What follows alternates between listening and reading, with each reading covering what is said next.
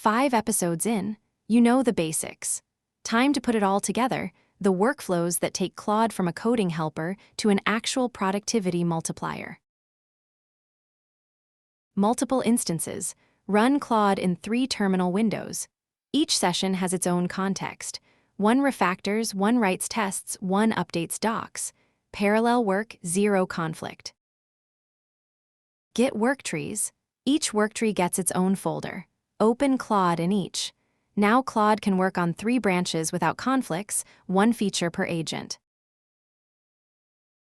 IDE Integration. Open the editor extension. Claude sees your active files, your selection, your terminal. Edits land directly in the editor. Diffs appear in source control. The full toolkit combined. A skill triggers on bug reports. Hooks auto-format the fix. Subagents run tests in parallel. MCP queries the bug tracker.